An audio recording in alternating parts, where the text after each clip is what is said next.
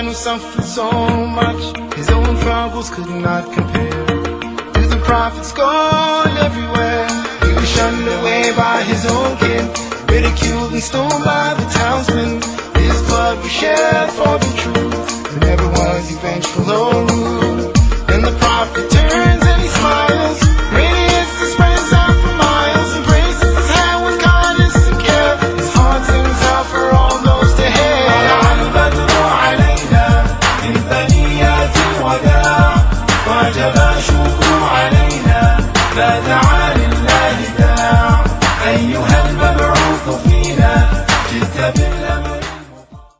Assalamu alaikum wa rahmatullahi wa barakatuh. This is the Y Factor, and today is Thursday, the 12th of September. Wakes up, alarm clock is ringing. Moonlight, the sun hasn't risen. Faint sounds of cars on the street, but inside his heart he feels peace. He starts recalling history, the prophet's face he had seen.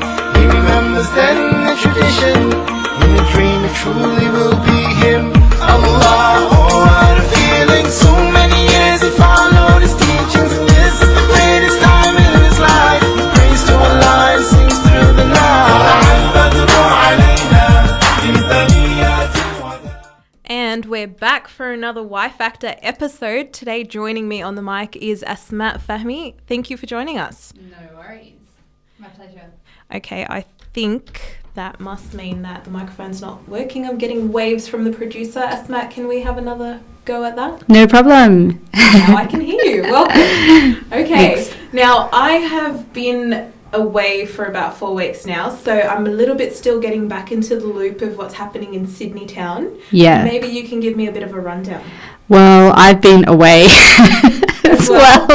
Well, obviously you've been to a very boring place where nothing is happening and not making any international headlines anywhere around the world. I have to say, I could probably call it the quietest place in the world. Yeah, not dangerous at all. No. Where have you been?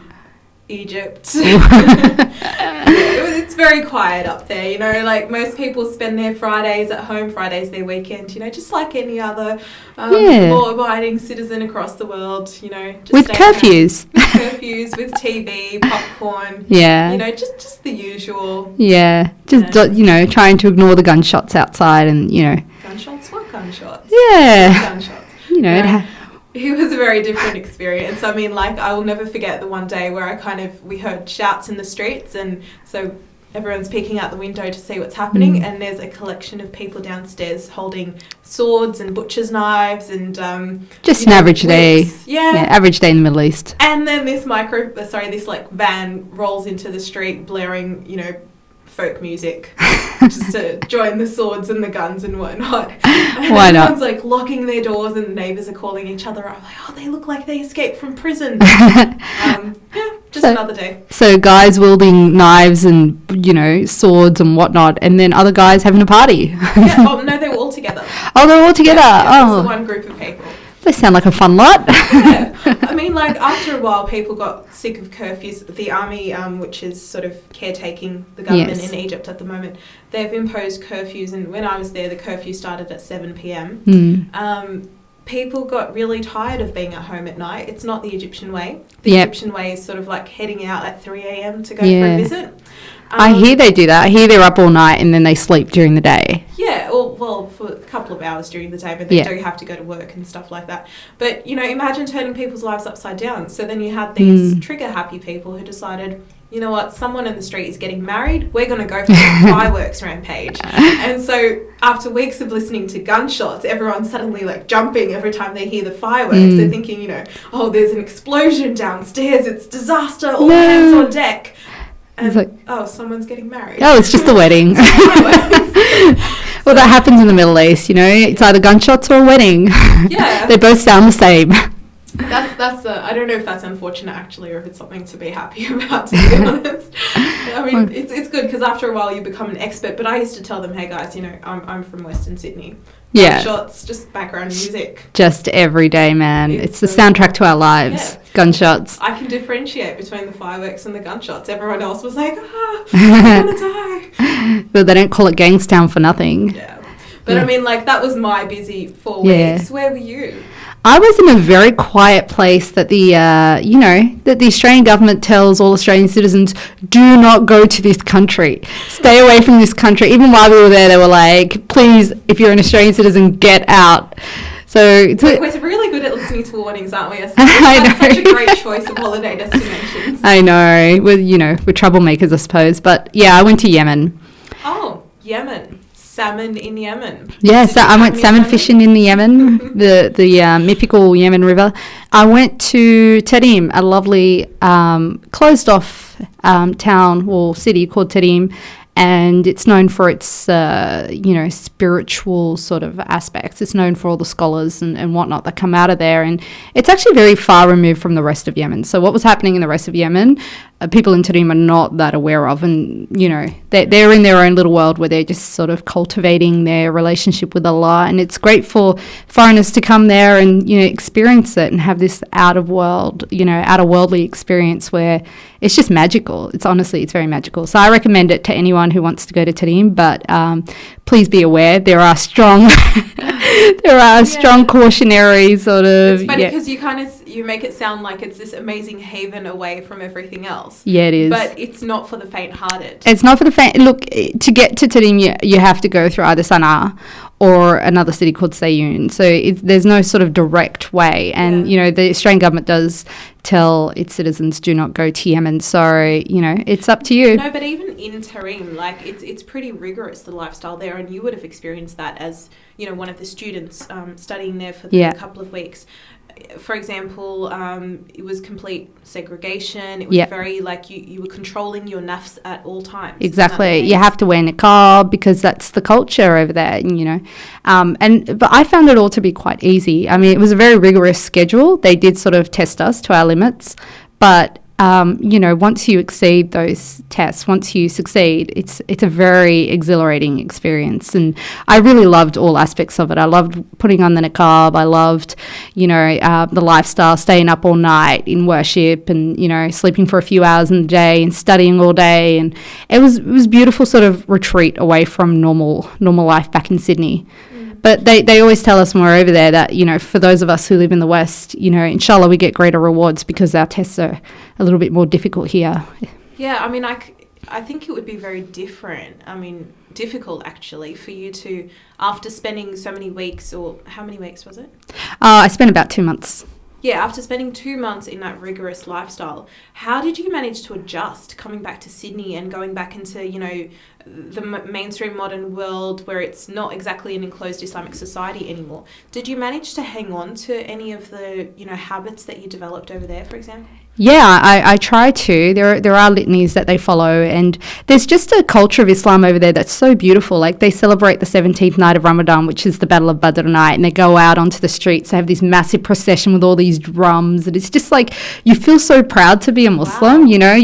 They take note of these events, and they make you just feel very proud and very sort of self-assured with your beliefs, and it's just a really beautiful place, and it was easy for me to adjust because I've been to a few rihlas and whatnot, so I've done it before, whereas I think it is hard, but at the same time you are totally inspired that you do want to sort of, Tarim always lives in the heart. I actually want to compare notes with you on something. Now, while I was overseas, I was there for Ramadan and Eid, and Eid was a very, very different experience for me. Yeah. Like in Sydney, you go and buy your new clothes and everyone's decked out in the latest of fashions at the Eid Salah, whether it's at the park or in the mosque or so on. When I was in Egypt, I sort of, was asking around, so guys, when we go down to prayer now, what are we wearing? Do we wear our Eid clothes? And everyone's like, no, you just show up in your prayer clothes. Yeah. Everyone's going to be in their prayer clothes. And I couldn't, absorb it. I'm like, are you sure? You're very sure about that? And so I sort of did a halfway thing where I didn't wear my Eid clothes and I didn't wear prayer clothes because that's just daggy. I kind of went out in, like semi-cash, and then I went down to Salat al-Eid and everybody was in their prayer clothes. Everybody. It was, the men were all in jalabiyas and the women were all in the one-piece prayer thing. Yeah. Like a scarf attached to the rest of the body.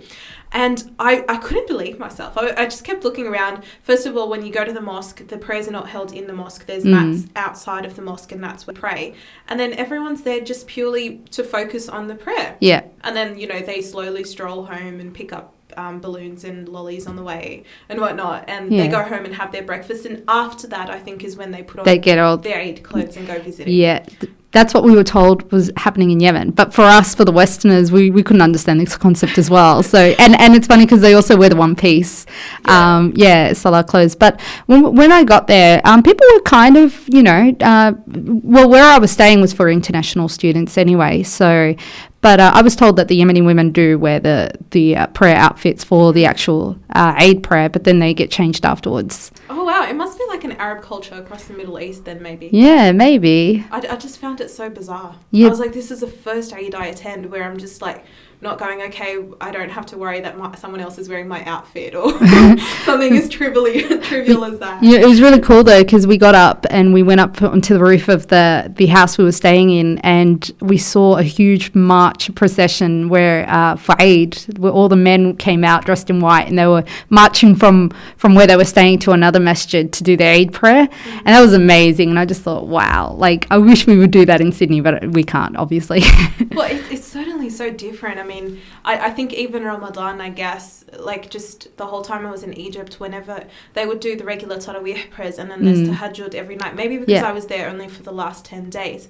And you know how the adhan is something that they have publicly on loudspeakers? So were the prayers. Yeah. So you would have the entire Tarawih prayer, like even if you stayed at home that day, you can hear the entire prayer from the loudspeaker and then tahajjud. So it was like non-stop prayer all night. Wow. And I guess eventually people get used to it and they learn to sleep Yeah. while the prayers are going or whatnot. But then you don't even bother sleeping because suhoor was at 3 a.m. I think it was. So it was considered relatively early, considering that the iftar was about 7 to 8 p.m. Yeah, ours was about 6:30, our iftar. But we would just have like dates and water and whatnot, and then we'd go pray Salat al-Tasbih and, Maghrib, obviously. And then we'd come back, and then you'd have like a big meal. But everybody sits on the floor, and you have to eat with your hands, and it's all according to the sunnah. Yeah. Wow. And then you go to Tarawih afterwards, and it's 20 rakats. And then, and then then you get a break, and then you have to go to classes in between, and then you come back for Qiyam al-Layl or Tahajjud, depending if you've slept or not.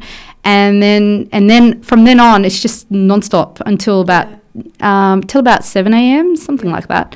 Yeah, no, I actually saw women taking their breakfast in with them, and so once we finished Tahajjud at what time was it? Maybe 2 o'clock in the morning. They'll just sit there, have breakfast, read Quran and pray, and then they'll stay there until Fajr prayer.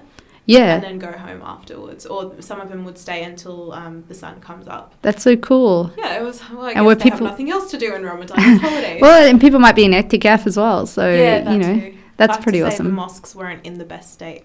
In those last couple of days. People were just spending so much time in them and bringing food inside. It wasn't a great look. Yeah. So, I don't know. I guess I was actually comparing proudly the way that the mosques in Australia really maintain, the cleanliness, even in those last 10 days. Although whenever people are doing i'tikaf, it's always a problem, I think, keeping them up to date.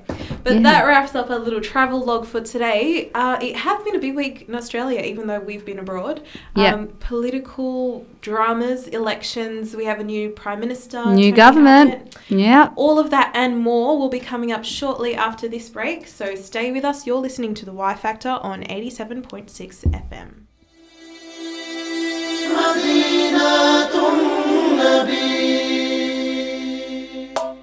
And bringing us back, it is the Y Factor today. It's Miran and our special guest host, Asma, on the mic. Hey. Hello.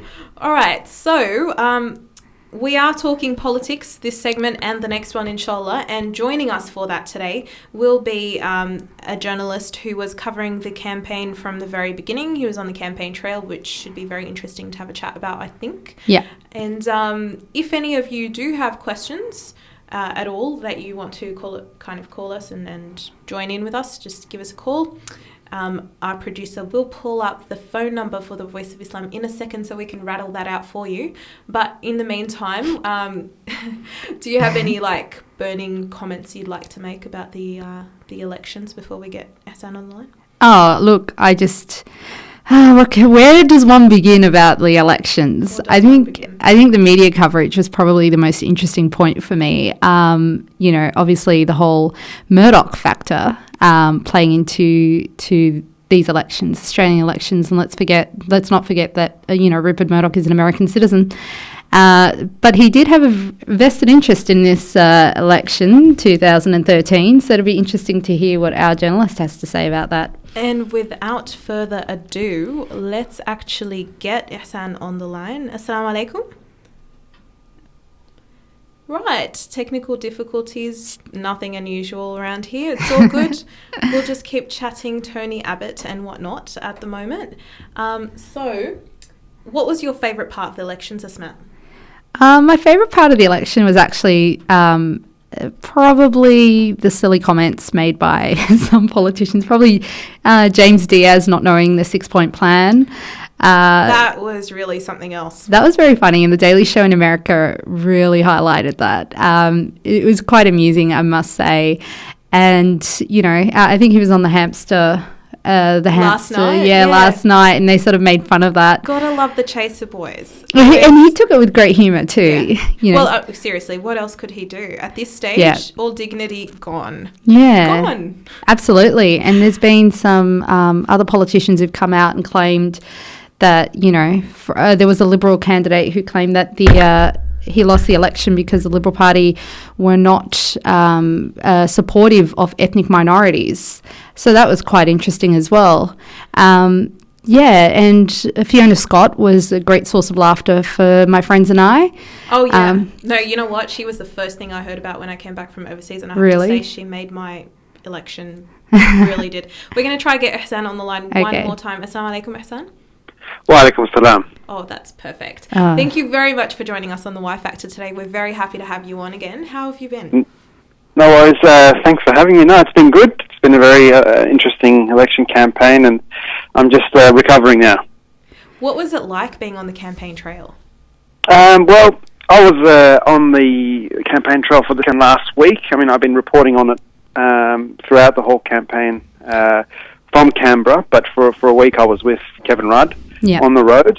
It was frantic. It was a lot of travel. Obviously, that's normal. Every campaign trail, we were in a different state, sometimes in 3 different states in one day. Mm-hmm.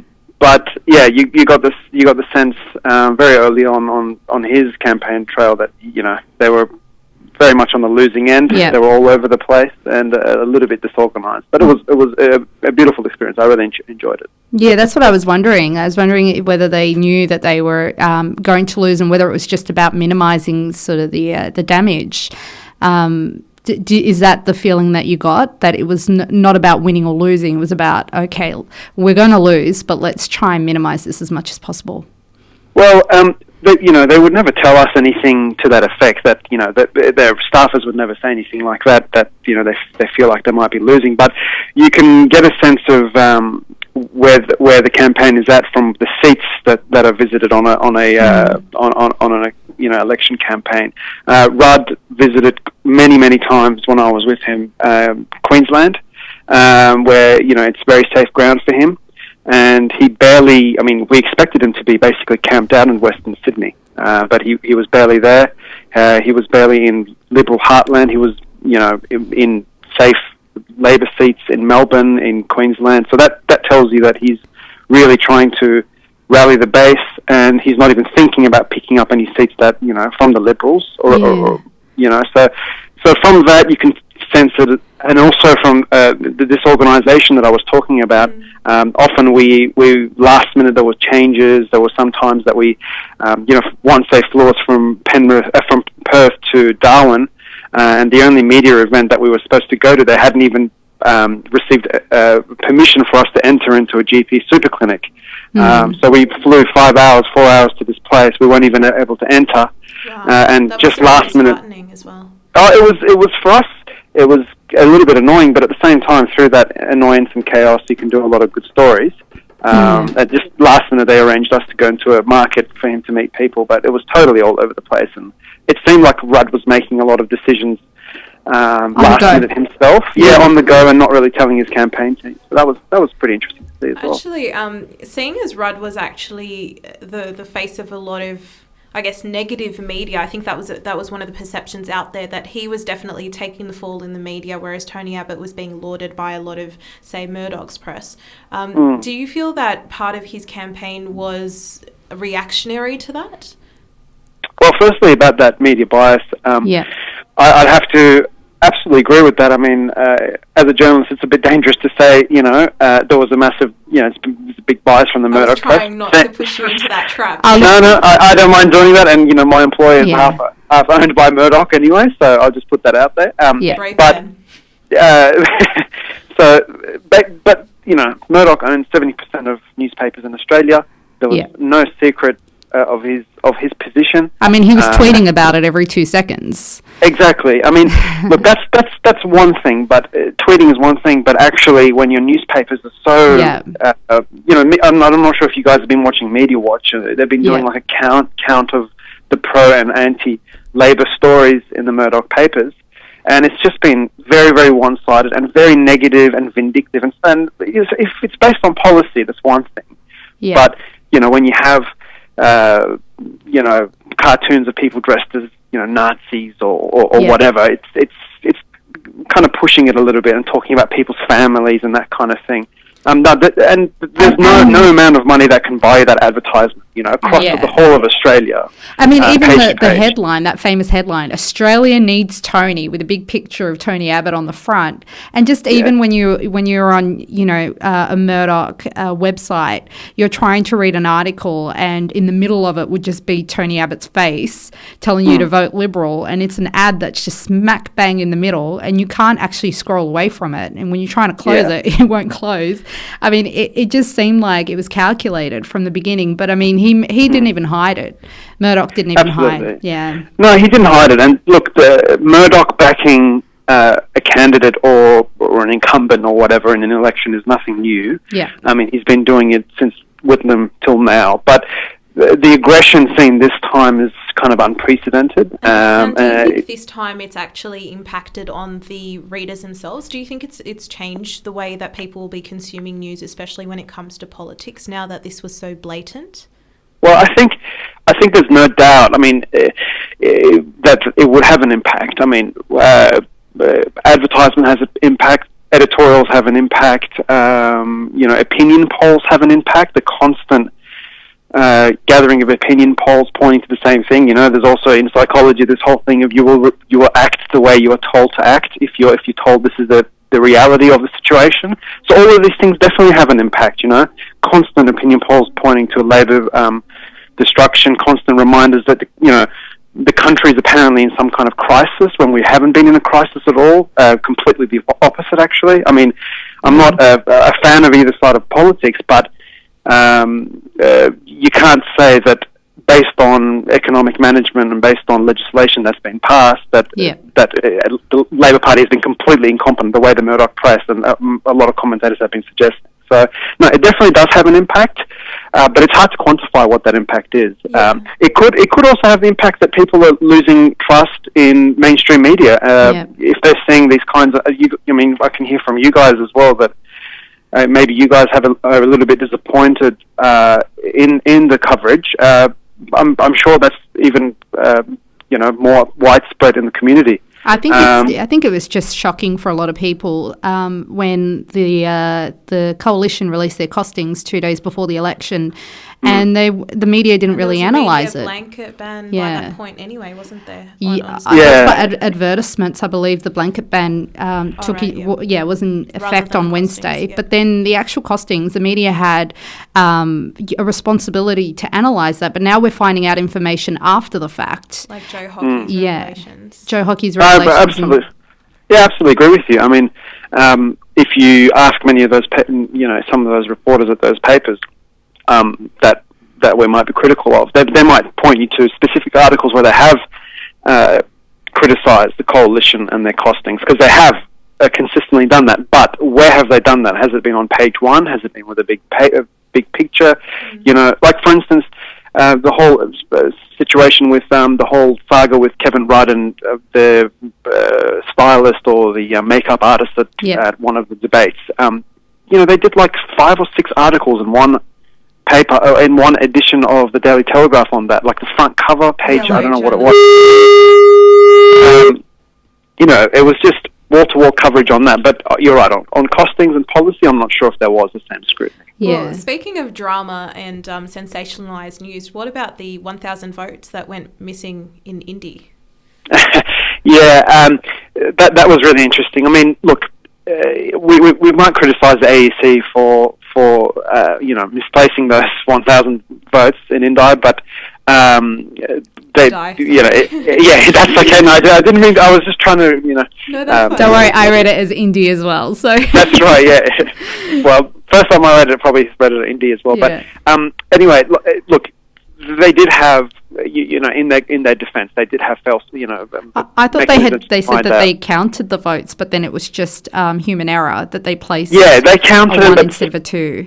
For some reason, they put it aside. But I think what happened was, in one of the ways that they kind of try and chase up whether there's been any votes missing is to match it up with the Senate ballots. So it's good that they found it in a way. I'm trying to say there was a fail-safe method to find out. But anyway, that has tipped the balance towards the independent there against Sophie Mirabella. And I'm sure you guys have heard today she came out and basically said that she's told Abbott that she'd like to be taken off the front bench, which really to us just signalled that she pretty much knows that she's lost that seat. Yeah, and look, I'm not upset by that at all. Let's be honest. I don't think many people are in Parliament, to be honest. Especially, I mean, definitely on the Labor side, but she is known as one of the kind of more one of the biggest attack dogs on the coalition side. She's very aggressive and. And speaking of the independents, how do you think the coalition is now going to be dealing with the fact that the Senate is sort of not ideally placed with them anymore? It's not made up of the ideal coalition kind of Senate makeup. Well, firstly, we're not going to know for another few weeks exactly what's happening with the Senate, but all indications, as you suggest, point to the Senate going from, the balance of power, which is the case right now, being held by Labor and the Greens, to the balance of power being in the hands of a handful of, micro party people, people from, motor enthusiasts party, or whatever they stand for. I think we all saw the video footage of the motor enthusiast party. And extracurricular activities there. It's not even changing over till July anyway, so even with the current Senate, it's still going to be a bit of a tug of war there. That's right. It's very tricky either way, because the coalition has committed itself to a very, very large kind of list of things that they want to do within 100 days of being in power. That includes repealing the carbon tax, repealing the mining tax, stop the boats, stopping the votes, and all that stuff. Although you could argue that they've practically almost been stopped. I mean, it's a very aggressive policy that the Labor Party have introduced, reduced it to a trickle.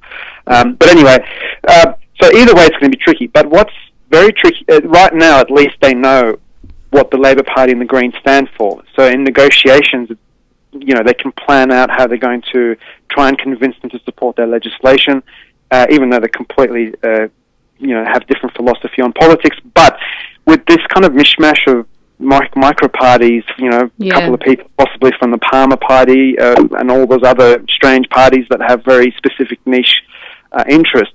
I personally don't know how they're going to do it. And from the interviews we've been hearing, particularly from this motor enthusiast guy, it doesn't sound like he really knows much about about the major policy issues right now. He's deferring everything. Every question is being asked about, what are you going to do about carbon pricing? He just said, we'll just wait to see the legislation. I'm not sure yet. We'll see until I get the seat. So he's going to have to do quite a bit of study himself. That gentleman who's unemployed right now and says he doesn't have a suit yet. to wear. He's going to have to buy a suit and get, cracking on studies about it's going to be policy. pretty funny for us watching anyway. But I've got to ask you the million-dollar question. Who do you think will take over the Labor leadership? Who do I think? It depends. Like, right now, everything's up in the air. The Labor Party, they are in kind of a dilemma right now about what tactic to take with this leadership, because it's known that, commonly known that when you lose an election, the first leader you choose is not going to win the next election, right? So a lot of people in the Labor Party are saying, look, let's put someone in there like Albanese, who many people think is unelectable, or not as electable as other people, to kind of steady the ship, to bring us back to somewhere respectable, and then, just before the next election, bring in someone like Shorten or somebody else that people might support. But do you think people will forgive Shorten? And now that I believe the Rudd government's put in new measures that allow Labor Party members to actually have a say as well, do you think that'll make a difference? Well, first of all, I do think Shorten's name is tarnished in the public sphere, definitely. And, he was one of the faceless men who originally got... Backstabbed Rudd. Exactly, facilitated. Exactly, and then brought back Rudd the second time around.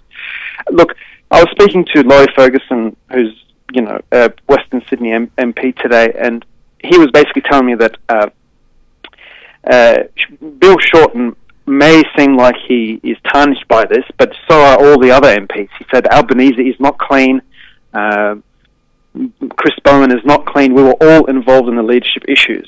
So he's trying to say that, we can't just say that, Shorten was the only one involved. Publicly, he looks like he is, but I think internally, he's quite powerful and he has quite a lot of supporters. He's a right faction leader who facilitated a lot of right faction people to get into Parliament.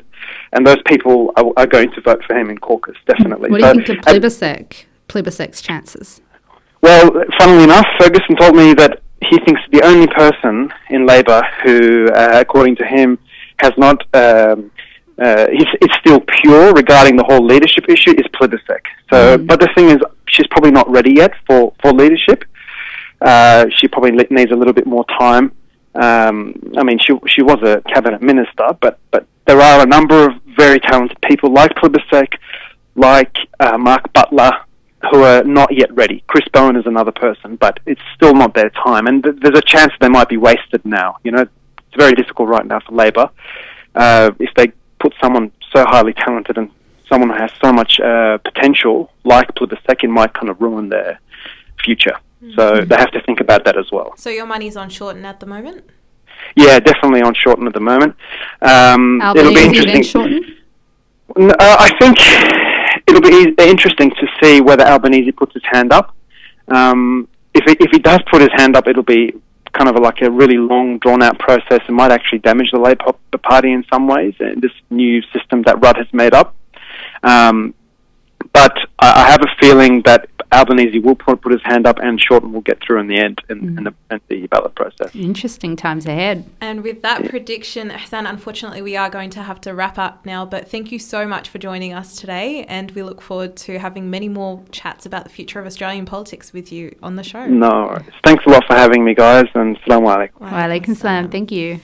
And we're just going to go to a short break now. Before we follow up with our next interview, inshallah, we'll be talking to Brother Uthman Badar from Hizb Ut-Tahrir about, I guess, the political landscape now that Tony Abbott's in and the implications of that for the Muslim community. So stay with us. You're listening to The Y Factor on 87.6 FM. It's rising up. Freedom will come, Palestine. Assalamu alaikum, this is Miran with The Y Factor, and we're back from another break into a new segment. Just a reminder that Aisha Adhan is at 7:15 inshallah, so that'll be coming up shortly. And just before that though, we do have a guest in the studio with us today, and it is Brother Uthman Badar from Hizb Ut-Tahrir. Welcome to the studio. Assalamu alaikum, thank you. Wa alaikum salam. Wa alaikum salam. Wa alaikum salam. Okay, so Hizb Ut-Tahrir. It's always a controversial name, but definitely a faction of the community and a vocal one at most of the time. So I think one of the most prominent mentions of Hizb Ut-Tahrir lately have been with Tony Abbott's, I guess, implied threats, or have they been? Yeah, this was reported in the Murdoch media, but I should point that out, that they have plans to, alleged, to ban groups such as Hizb Ut-Tahrir and even the Boycott, Divestment, Sanctions movement. Now, given that there is a general stance, can you please clarify HT's or Hizb Ut-Tahrir's stance on voting in the elections first? All right, inshallah. Bismillah ar-Rahman controversy. Of course, I think controversy is not a bad thing generally. Alhamdulillah. Our position on voting is quite clear. I think we've articulated almost every election that, not specifically about voting. I think the question sometimes is narrowed down to whether one should vote or not. But I think it's a large question about not if, but how the community should be politically active and politically engaged in the society in which we live. And our position on that is that it should be outside the mainstream system, and therefore we shouldn't be voting, because the mainstream system is inherently corrupt, morally bankrupt, and any benefits that we may gain, and there are certainly benefits we may gain by doing so, come at the expense of sullying ourselves, if you will, by going down that path. Would you argue, though, that taking that position is sort of what lands you in a situation where you do have coalition, or at least Murdoch's media, saying that the coalition will ban a group like Hizb Ut-Tahrir? Well, I don't think it's got anything to do with our position on voting in particular. It's always to do with the fact that we've got extreme views about Israel or about the Muslim world, about Sharia law and whatnot. Just clarify what I was saying. I'm not saying Sure. that your position on voting is what caused Leads it. to I'm this, saying yeah. the fact that you don't vote and you don't participate in that kind of aspect of political process, maybe that contributes to the fact that things like these are made and you don't protest against it by voting for the other party, for example? Or one would say that's ironic. Say if a group like Hizb Ut-Tahrir gets banned because, at the end of the day there was an opportunity for their members to actually vote against Well, it depends that. if we're implying that there was a possibility of a different outcome if we were engaged, certainly hypothetically, but I think practically that's out of the question. Not only Hizb Ut-Tahrir, but the entire Muslim community. If every single person voted or didn't vote, we can see the results in front of us. It would have made almost no difference whatsoever. In certain hypothetical scenarios, that may make a difference, but again, that's not what determines whether they're going to go ahead with a prescription or not. And not only that, but any other major policy questions, which is part of our point, that policy is not decided on what the common man, who the common man decides to vote for. It's decided on other issues like where the money is, who controls the media, where the commercial interests are, and so forth. Having said that, that's sort of a separate question to the prescription, which I really think is nothing or little more than election rhetoric. We would do well to recall that Tony Abbott said the exact same thing in the last election campaign. And as a side, I think it's good to see that there's been a lot more engagement. I've received a lot more questions and concern from the community about this announcement, which I think shows a relatively greater degree of engagement politically and awareness as well, which I think is good. But it's, I think, a little more than election rhetoric. He said it last time, although last time wasn't tested because they didn't come to power. This time they are. But I believe it's not something serious. It's one of those things where you want to court a certain section of the electorate, so you go down that path. David Cameron did it in the UK, and he was tested, and he just had to renege on the position. And in fact, he had a very strong one. If we follow Tony Abbott, in fact, in terms of what he actually said or what the coalition actually said, they've said that they will seek to ban Hizb Ut-Tahrir. And last time in 2010, he said they will seek to prescribe.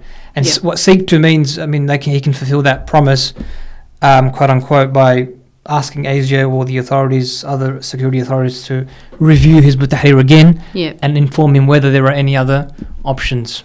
Okay, we're just going to have to pause now because the adhan will be going off in a minute and we don't want to delay that.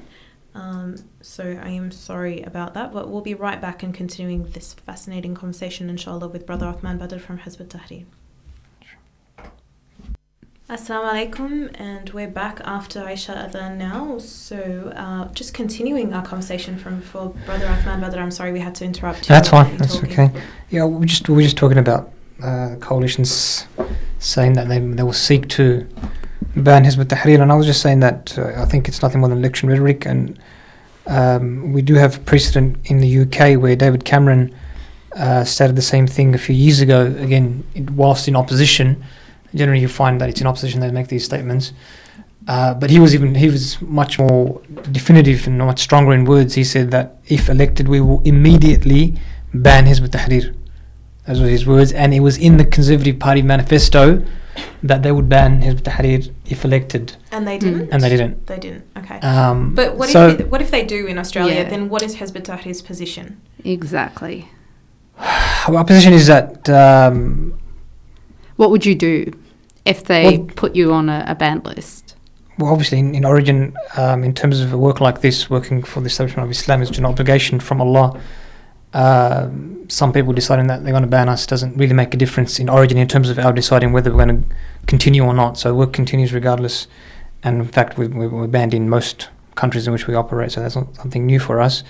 Of course, practically speaking, that does make a difference, but really only in public activities, because private activities, our work largely involves creating awareness, speaking the pen and writing things, having discussions with people. You can't really police that, which is one of the reasons I think they haven't gone down the path in the past, and I don't think they will. People sometimes ask the question, why haven't they banned Hizb Ut-Tahrir? I think there's two reasons. One, that it's easier on their side, putting ourselves in their shoes for a moment. It's easier to monitor if you're not banned. And number two, it's a precedent question. I mean, on what grounds? If you say the extremist views, then now you open a Pandora's box about socialists and leftists and anarchists and all these people with extremist views. Because if it's a law and if it's a precedent, you have to apply it consistently. So it's a very difficult position to take. And I think in the UK and here, they've decided that allowing organisations like ours to operate is better for them, although very difficult. But in terms of a lesser of two evils, perhaps, or lesser of two difficult situations for them, and that's the path they've taken. Do you think it's a tactic that the media have taken to always lump Hizb ut-Tahrir, well, recently with the boycott, divestment, sanctions movement? My reading in this case, I don't think I didn't look at it as being in terms of like together. Extreme, and I put that in inverted commas. Because what happened was, even this particular policy was in the context of the Jewish community asking questions of both parties, and this being a response. And if anything, that makes so much more sense. Yeah, and if it was lumped with anything, there was discussion about Hezbollah and whether they other wings they were mentioned as well. And Hamas and Hezbollah, and because it was about Israel, then all these other questions came out, and part of it was the BDS. So my reading wasn't that they're connected in any direct or even indirect way, but because of that context, they sort of came in with the same brush. It's a pressure. Do you think that he was succumbing to pressure from a particular lobby? Not necessarily pressure, but playing to them. Playing to them. As a politician, you have to decide in this system that these votes or these votes or these votes, and you choose and you play to that. Particularly when you're in opposition, you want to get to power. Sometimes you'll play to mutually contradictory, tunes. So. Well, the very fact that we've reached this stage, although you said that it was mentioned in previous elections, but that we are talking now about Hizb ut-Tahrir potentially being banned. Let's take a step at what the Muslim community generally thinks about things like this. And there's no doubt that there are many factions in the Muslim community that are not big fans of Hizb ut-Tahrir, to put it lightly. And so why do you think that many parts of the Muslim community do feel sort of disenfranchised by Hizb ut-Tahrir themselves and reject, a lot of the party's sayings?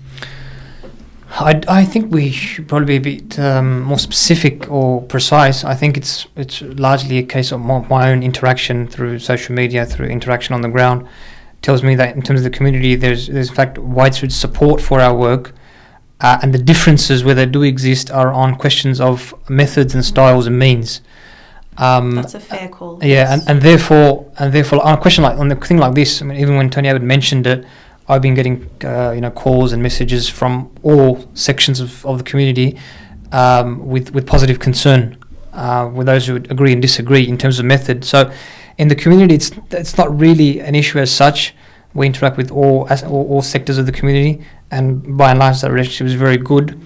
But certainly in a area of work where you deal with controversial issues day in, day out, you can expect that there will be tension and there will be disagreements. But I don't think we should paint that disagreement in a light other than what it is. I'm actually glad you mentioned methods, because that brings me to my next question, which Sure. is, I mean, methods are definitely, I guess, maybe one of the sources of many problems that happen in the Muslim community in terms of the way that people express themselves in the community outwardly. And in the past year or two, there's been a lot of aggression in the way people have been expressing their political views, or, you know, their sentiments about what happens in the political sphere, whether it's on a local level or an international level. So how would you suggest that the youth of the Muslim community channel that, you know, frustration and at times aggression with what's being said about Islam, or with the way, you know, Muslim countries and Islam are being dealt with on a discourse level? How should they be channeling that rather than manifesting it in aggression and violence? Yeah, look, again, I think the media portrays it in a certain way. It's a minority, I think it's very small, that have channeled it in ways that are questionable. But certainly Small but still significant, so... significant because it's been highlighted. Yeah. I think otherwise it wouldn't even be significant. But the question is still very valid. How should, there's legitimate grievances, there's anger.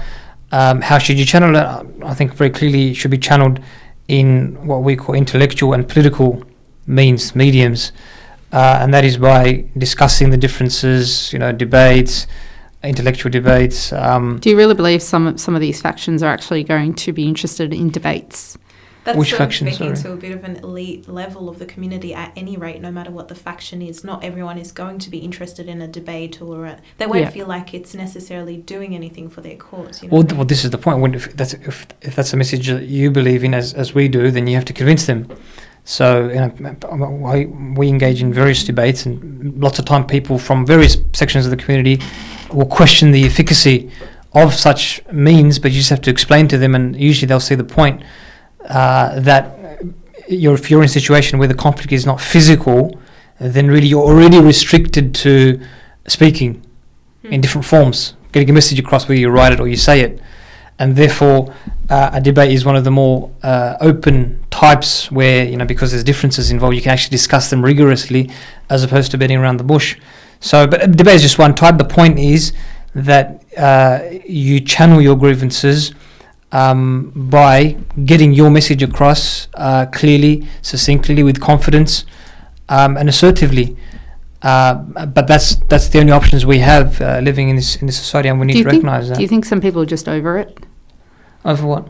Just over it, just over the whole talking with basically no outcomes, or even that there is also a group within the Muslim community who feel that the community is manipulated by the media and by people in power, Yeah, absolutely. for instance. So it's not just a faction who is sort of more aggressive, but there's also another faction who just feel who are becoming more cynical. And, you know, I don't really believe having debates constantly is going to fulfill what's missing for some people. You're absolutely right. There's people who would in the end say, look, I'm just leaving everything. I'm just going to stick to myself, try and just perfect myself, look at my family and this and that. And there'll be others who will express themselves, as we've seen, in ways that create more problems. But the point is that, you know, all what we're seeing, we should not find it as a surprise, because we see it in historical precedent. We see it in the life of the Prophet ﷺ. And so we need to learn from that and not just look at that as sort of, you know, stories which we find some benefit in. It's to be emulated. So there is a struggle here. There's an ideological struggle. You got people who have an agenda against you. There's policies that out there that are working against you. How are you going to respond? Things are going to be tough. You know, you're a minority in terms of numbers here. You don't have much power. That's the reality on the ground. How are you going to face it? I think we're a very good example in what the Prophet ﷺ did. It's just about getting that message across at a grassroots level and persisting whilst knowing that things will be very tough. There will be propaganda, there will be persecution in certain cases, but you have to restrict yourself, just as the Prophet ﷺ did. But do you admit that there is a leverage, there is a power leverage when you do get engaged in the political process, that people will tend to listen to you more when you are involved? No, not When necessarily at all, I people think. say Muslims should not vote for this particular party because they've been taking advantage of us, what would you say to that? Sorry, come again? Not. Well, when Muslims are encouraged to vote a certain way, so as a particular party is not constantly taking advantage of the community and feel like, we are a guaranteed vote, for instance. Yeah. And then they end up having to work more for the benefit of our community or offer us more incentives. 30 seconds? 30 seconds. 30 seconds.